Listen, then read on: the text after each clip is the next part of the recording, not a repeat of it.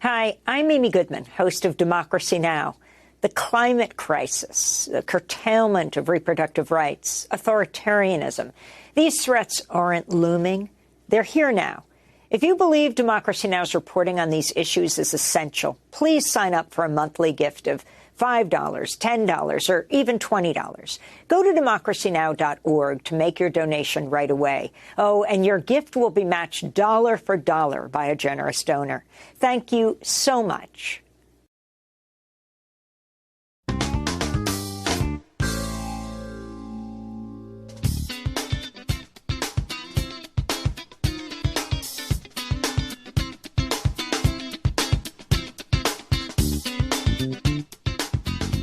From New York, this is Democracy Now!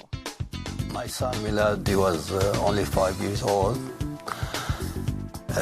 He was a cute boy, a cool boy, funny boy. Today, we spend the hour looking at the devastating reality for Palestinians living under Israeli occupation. We'll speak to a Palestinian father whose 5-year-old son Milad died in a fiery bus crash on a school field trip. Abed Salama's quest to find out what happened to his boy was immediately hindered because he was a Palestinian living on the wrong side of the Israeli separation wall. Abed will join us, along with the journalist Nathan Thrall, author of the new book, A Day in the Life of Abed Salama, Anatomy of a Jerusalem Tragedy. The aim of the book is to immerse people viscerally in the lives of Palestinians living on the other side of this wall, and to make them feel and understand what that life is like. And one of the things that struck me more than anything as I was working on it was how much pain there is just beneath the surface in every single Palestinian family. All that and more coming up.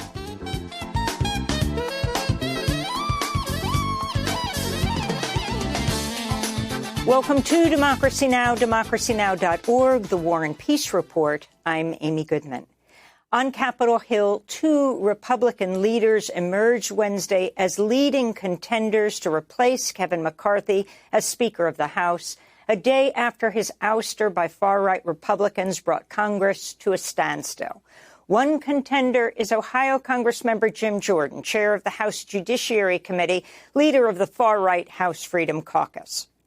Former wrestlers at Ohio State University have accused Jordan of failing to intervene as a team doctor sexually abused young men in the 1990s. He was one of the wrestling coaches.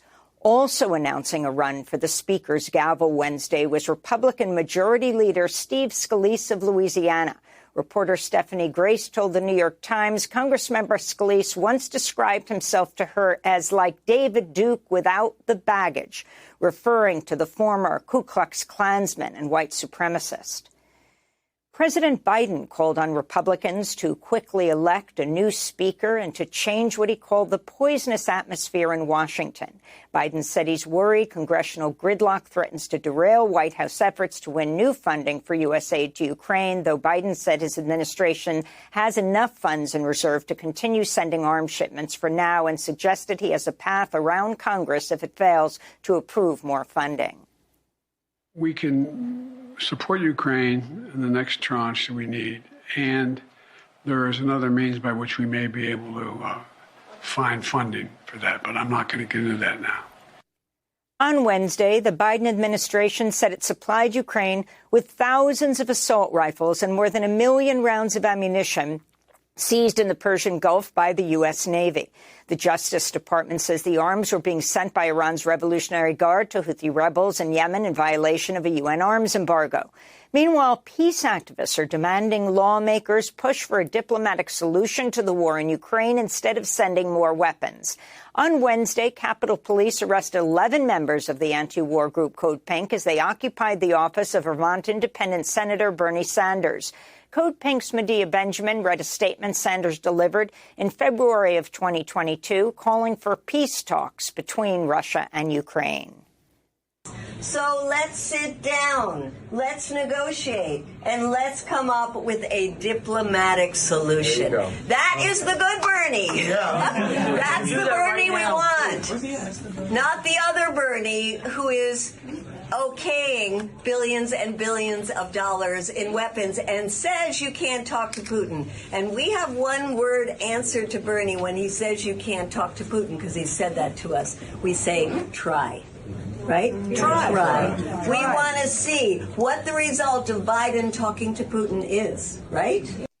In climate news, new data show global average surface temperatures last month shattered the previous record for September, rising to a staggering 1.8 degrees Celsius above pre-industrial levels. That's well above the Paris Climate Agreement's limit of 1.5 degrees of warming and half a degree warmer than the previous record. This follows the hottest August and hottest July ever recorded. In northeastern India, at least 14 people are dead, over 100 missing after extreme rainfall in the state of Sikkim caused a dam to partially collapse, washing away roads and bridges and flooding an army base.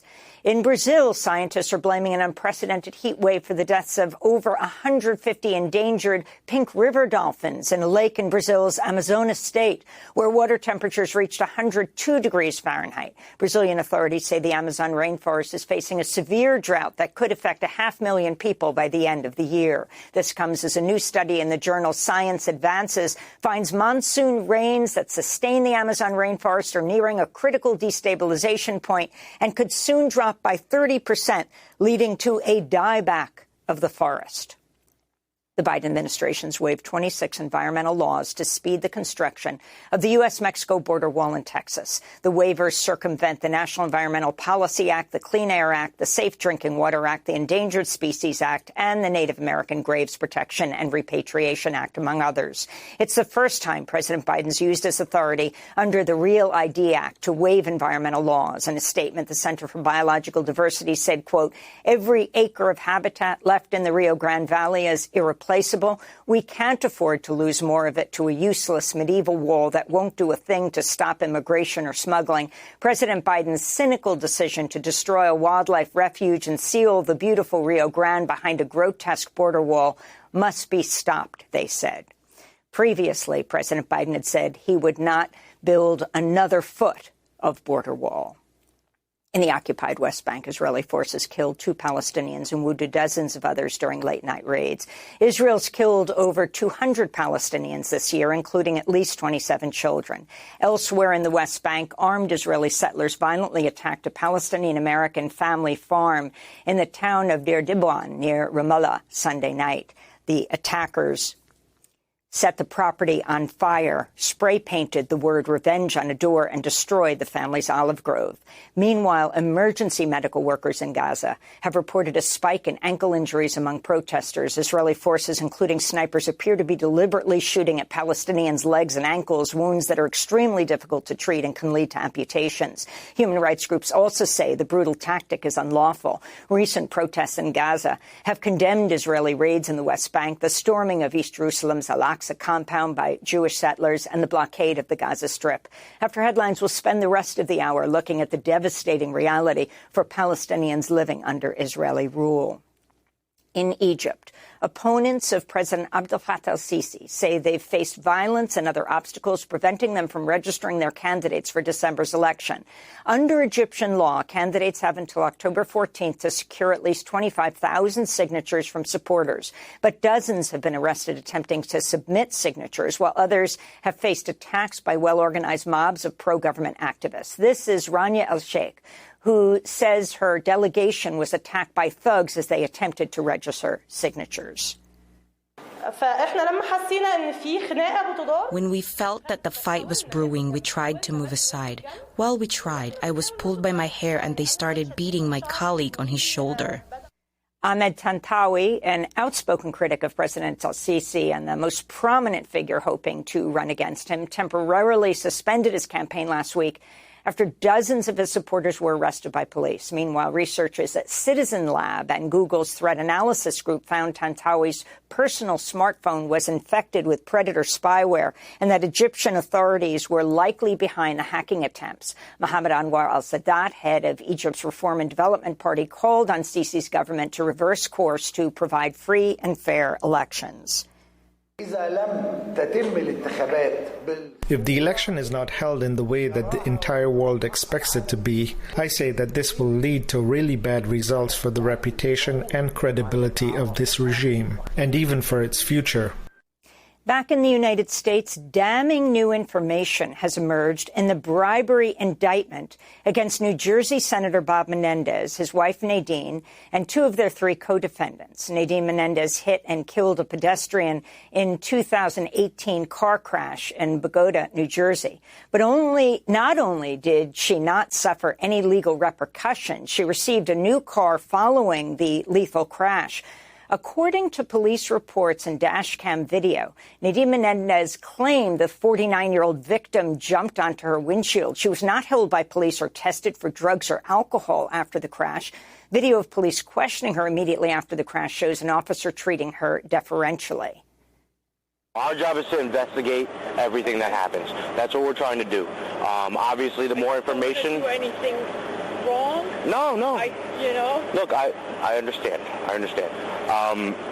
It does expedite our investigation when people can help us out.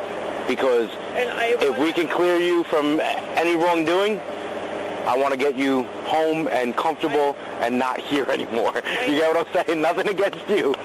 The fatal crash took place before Nadine was married to Senator Menendez, but while the two were dating. She received a brand new Mercedes-Benz 4 months after the crash. According to court documents in the bribery indictment, the $60,000 car was gifted to Nadine by New Jersey businessmen Wael Hanna and Jose Uribe, two co-defendants in the bribery case. Prosecutors accused Senator Menendez of offering to put pressure on the New Jersey Attorney General's office to go easy on an associate of Uribe. According to the indictment, while Hanna, an Egyptian-American citizen, quote, worked to introduce Egyptian intelligence and military officials to Menendez for the purpose of establishing and solidifying a corrupt agreement, unquote.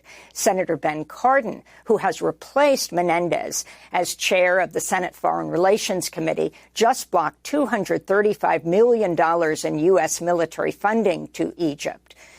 A judge has set a trial date of May 6 in the bribery case against the Menendez couple, Hannah Uribe and another businessman, Fred Dybes. And President Biden's approved another $9 billion in student loan relief affecting some 125,000 borrowers. More than half the amount will go to 53,000 people who've been working in public service for at least a decade. The rest will be split to provide relief to those enrolled in income-driven repayment plans and borrowers with disabilities. The latest move to lessen the burden of student debts comes months after the Supreme Court blocked Biden's plan to cancel up to $20,000 in student debt for tens of millions of people. Despite the right-wing court's ruling, the Biden administration's been able to pass $127 billion in debt relief for over 3.5 million borrowers. Debt activists are calling on Biden to cancel all remaining student debt. Federal loan payments resumed October 1st after a pause of more than 3 years during the pandemic. And those are some of the headlines. This is Democracy Now!, democracynow.org, The War and Peace Report. Coming up, a day in the life of Abed Salama, Anatomy of a Jerusalem Tragedy. Stay with us.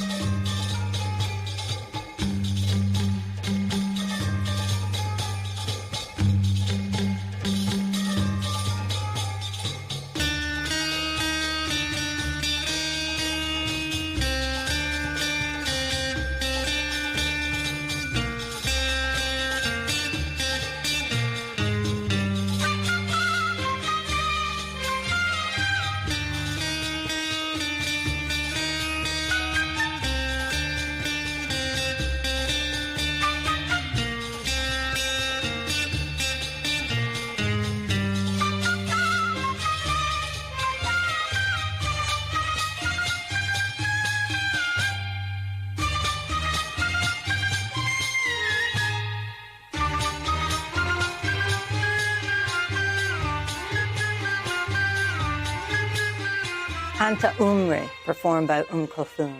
This is Democracy Now!, democracynow.org, The War and Peace Report. I'm Amy Goodman. Today we spend the hour looking at the devastating reality for Palestinians living under Israeli occupation. The acclaimed journalist Nathan